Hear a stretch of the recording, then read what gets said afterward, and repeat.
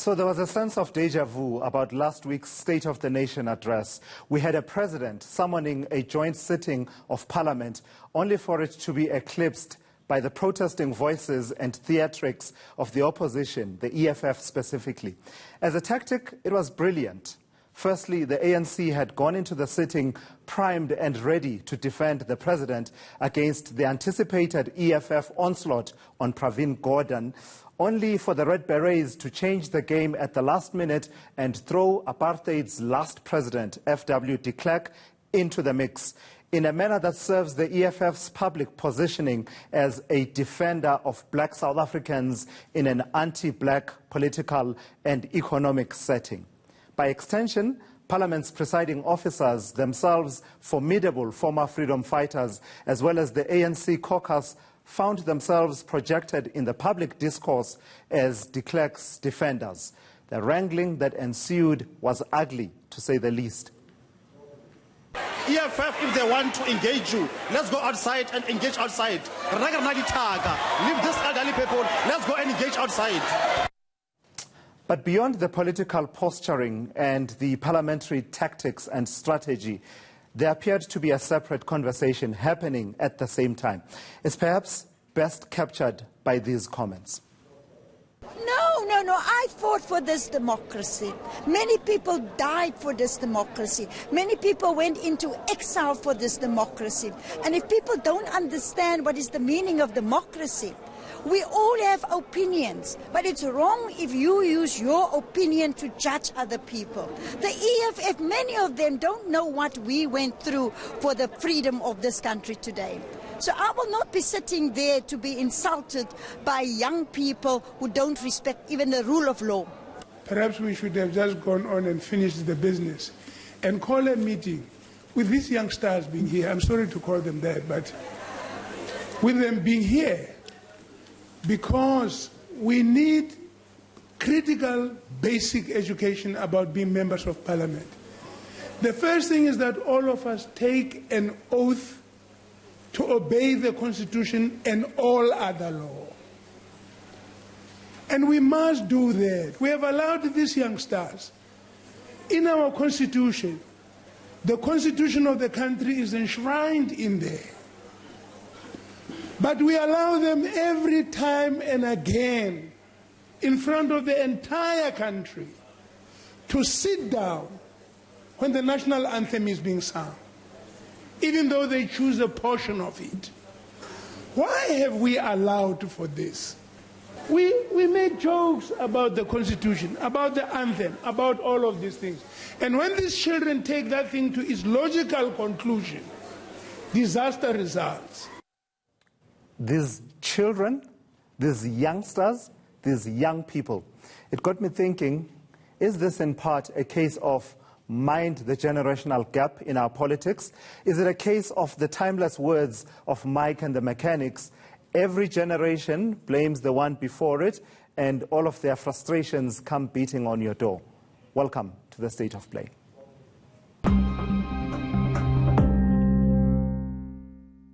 So from the rejection of de Klerk's status as an honored interlocutor who was part of the winding down of apartheid and the birth of our democracy, to the rejection by some of portions of our national anthem, the roads must fall and fees must fall movements, does today's generation of South African accept our negotiated settlement, its heritage and institutions, and do they have to?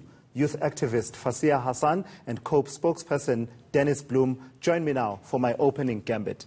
Thank you so much, ladies and gentlemen, for coming through. So, I don't know, to what extent do you agree with my reading of the situation? I mean, there was a sense about ageism. Let me start with you, Fasiha. There was a sense about ageism. You hear words like these children, these youngsters, people who are engaging with the politics and the situation of the country right now in leadership positions in their various political parties being referred in those terms. But to what extent is it a case of, a generational gap between the understanding of our status quo and how we got to be here and solutions? So in addition to being a youth activist, I'm also the youngest MPR in Gauteng.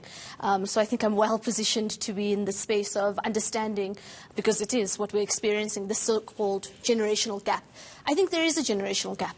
But I do think that it's a situation in which there's growing pains. There's lots of, or not that some young people who have entered into the space were quite agitated and we're quite impatient. I mean, as one might say, it's part of those characteristics of being millennials, which I don't think, by the way, is a bad thing. I think that impatience and that fire is exactly what makes us great. I think that it forces us to not accept the status quo.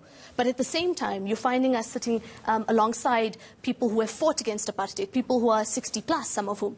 And we're just like, I'm 25, 26 now. So you're seeing this thing go head to head. But I think we're also looking at it in an incorrect lens. Instead of being antagonistic, I think that this is something that can be really useful. The generation that I come from, we're energetic. We reject those so-called norms and that status quo.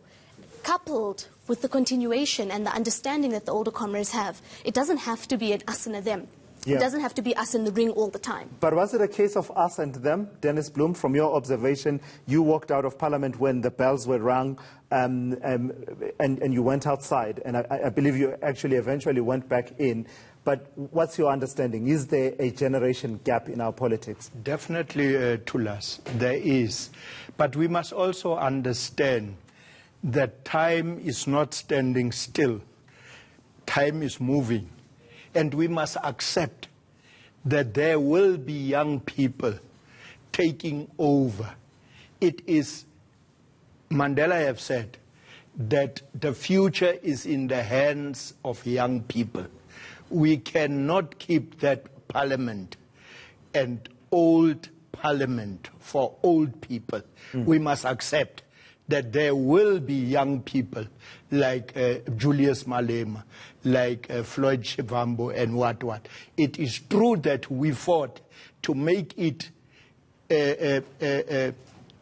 possible for them to be there.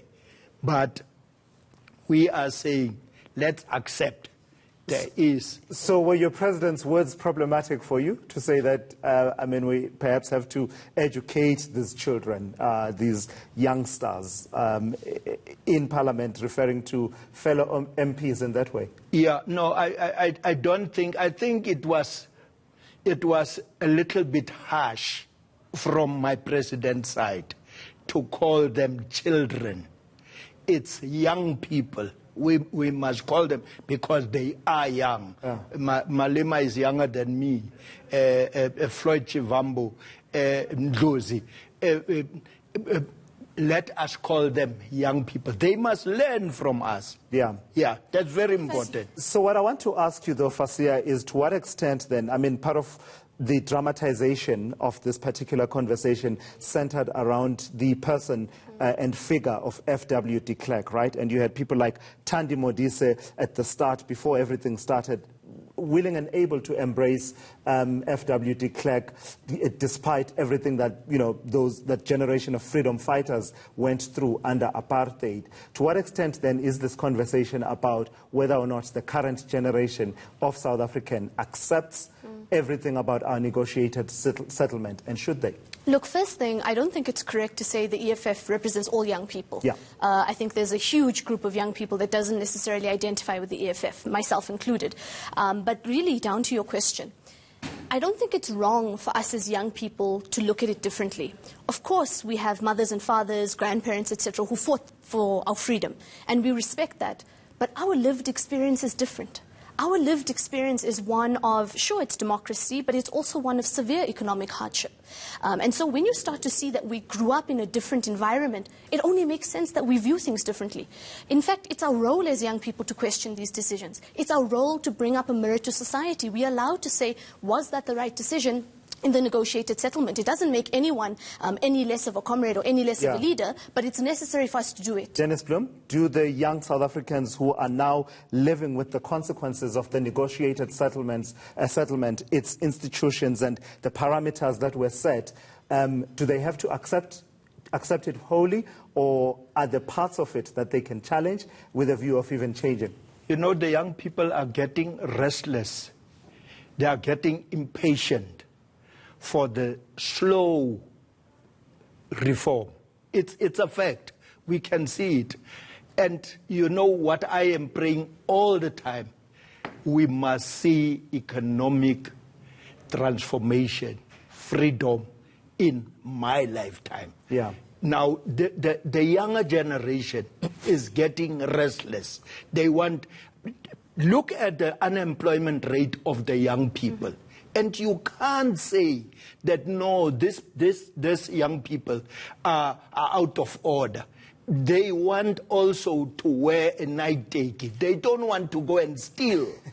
So how far should the shake-up, before I run out of time, Dennis Bloem, how far should the shake-up go, though? Should it go all the way to everything that we have held fundamental in the last 26 or so years? Because, for instance, some of the policies we are now discussing, they have their genesis in the discussions of young South Africans in political formations saying this system doesn't work for us. We need radical economic transformation, issues around land. And, you know, if you think about recently the fees must fall movement, where there was a sense that the previous generation was saying we simply can't afford it, but yet the young people were able to say, let's push ahead. So how far should they go? The fundamentals or just the structural difficulties? You know what I am saying is, you have made an example of the fees must fall.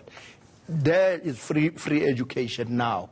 What I am saying and what we are saying as a party, there must only be respect in each and everything that the young people are doing.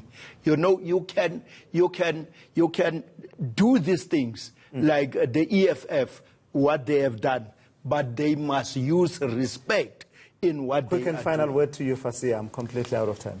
Apartheid can't be the yardstick, and I think that's part of the problem. The older generation keeps comparing the current status quo to apartheid. That cannot be the yardstick. We need to create a new one, and I think that's ultimately what we as young people in Parliament, in legislatures are trying to do. So the answer to your question, we need fundamental change. All right, Fasiha Hasan, Dennis Bloem, thank you so much for coming through and having this conversation with me. When we return, I'm joined by analysts Khotsi Chikane and Rehat Desai to continue this conversation.